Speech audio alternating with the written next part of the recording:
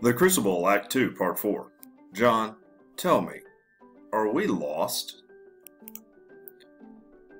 Starts off with Proctor to Hale of Cheever. Bid him be gone. Your mind is surely settled now. Bid him out, Mr. Hale. What signifies a needle? Mary, you charge a cold and cruel murder on Abigail. Murder? I charge no. Abigail were stabbed tonight. A needle were found stuck into her belly. And she charges me? Aye. Boy, Elizabeth, with her breath knocked out. Why, the girl is murder. She must be ripped out of this world. Cheever points at Elizabeth. You've heard that, sir. Ripped out of this world. Herrick, you heard it. Proctor, suddenly snatching the warrant out of Cheever's hands. Out with you. Proctor, you dare not touch the warrant. Proctor rips the warrant. Out with you. You've ripped the deputy governor's warrant, man. Damn the deputy governor out of my house. Now, Proctor, get ye gone with them. You are broken, mister. Proctor, if she is innocent, the court, if she is innocent, why do you ever wonder if Paris be innocent or Abigail? Is the accuser always holy now? Were they born this morning as clean as God's fingers? I tell you what's walking Salem. Vengeance is walking Salem. We are what we always were in Salem, but now the little crazy children are jangling the keys of the kingdom, and common vengeance writes the law. The warrant's vengeance. I'll not give my wife to vengeance. Please notice the notes along in this section. Add those to your book. You'll see the metaphor, the kings of the kingdom. You'll see personification of vengeance walking Salem. The children, yes, are holding the keys to heaven with their decisions, and they have the power over who is right and who is wrong. Salem can also be seen as the kingdom. Elizabeth says, I'll go, John. You will not go. Herrick, I have my men outside. You cannot keep her. The law binds me, John. I cannot budge. Proctor to Hale, and ready to break him. Will you see her taken? Hale knows feeling his EP is probably innocent at this point, says, Proctor, the court is just. Proctor refers to Hale. Pontius Pilate, God will not let you wash your hands of this. Elizabeth says to John, I think I must go with them. He cannot bear to look at her. Mary, is the bread enough for there is enough bread for the morning? You will bake in the afternoon. Help Mr. Proctor as you were his daughter. You owe me that, and much more. When the children wake, speak nothing of witchcraft. It will frighten them. Proctor says, I will bring you home. I will bring you home soon. Oh, John, bring me home soon. I will fall like an ocean on that court. Fear nothing. And notice the simile, fall like an ocean. An ocean is probably, the water of the ocean is probably one of the strongest forces on the face of the earth. Elizabeth, with obvious fear, I will fear nothing. She looks around about the room as though to fix it in her mind. Tell the children I have gone to visit someone that is sick.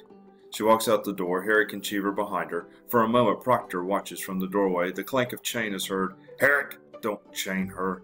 Damn you, man, you will not chain her. Off with them. I will not have it. I will not have her chained. There are other men's voices against his. Hale is in a fever of guilt and uncertainty, turns from the door to avoid the sight. Mary Warren bursts into tears and sits weeping. Giles Corey calls to Hale. And yet, silent minister, it is fraud, and you know it's fraud. What keeps you, man? Proctor is half braced, half pushed into the room by two deputies, and Herrick. Proctor says, I'll pay you, Herrick. I will surely pay you. In God's name, John, I cannot help myself. I must chain them all. Now let you keep inside this house till I am gone. Proctor stands there, gulping up air. Horses and wagon creaking are heard. Hale in great uncertainty. Mr. Proctor, out of my sight. Charity, Proctor, charity. What I have heard in her favor I will fear to testify in court. God help me. I cannot judge her guilty or innocent, I know not. Only this consider, the world goes mad, and the profit nothing. You should lay the cause to the vengeance of a little girl. And notice here, I don't have a note written in it, but Hale is, our dynamic character, is starting to change. Remember, he ultimately wants to find the truth. Originally, he thought the truth was involving witchcraft. But again, another piece of evidence that could suggest he is feeling otherwise. Proctor looks at Hale. You are a coward. Though you be ordained in God's own tears, you are a coward now. Hell says, Proctor, I cannot think God be provoked so grandly by such a petty cause. The jails are packed. Our greatest judges sit in Salem now, and hangings promised. Man, we must look to cause proportionate. Or the murder done, perhaps, and never brought to light, abomination, some secret blasphemy that stinks to heaven. Think on cause, man, and let you help me to discover it. For there's your way, believe it, there's your only way, when such confusion strikes upon the world. He goes to Giles and Francis. Let you counsel among yourselves, think on your village, and what may have drawn from heaven such thundering wrath upon you all. I shall pray God open up our eyes, and Hale leaves. Francis is struck by Hale's mood. I never heard no murder done in Salem. Proctor has been reached by Hale's words. Leave me, Francis, leave me.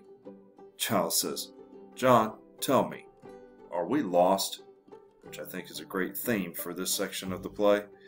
Proctor, go home now. Giles, we'll speak on it tomorrow. Let you think on it. We'll come early, eh? Aye, Giles. Go, now. Good night, then. Giles Corey and Francis Nurse go out, and after a moment, Mary Woman, in a fearful squeak of a voice, Mr. Proctor, very likely to let her come home once they're given proper evidence. You're coming to the court with me, Mary. You will tell it in court. I cannot charge murder on Abigail. Moving menacingly toward her. You will tell the court how that poppet come here and who stuck the needle in it.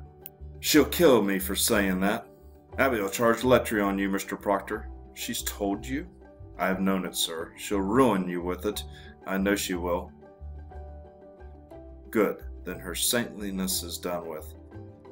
We will slide together in our pit. You will tell them the court what you know. I cannot. They'll turn me. Proctor strides and catches her, and she's repeating, I cannot, I cannot. Proctor says, my wife will never die for me. I will bring your guts into your mouth, but that goodness will not die for me. I cannot do it. I cannot.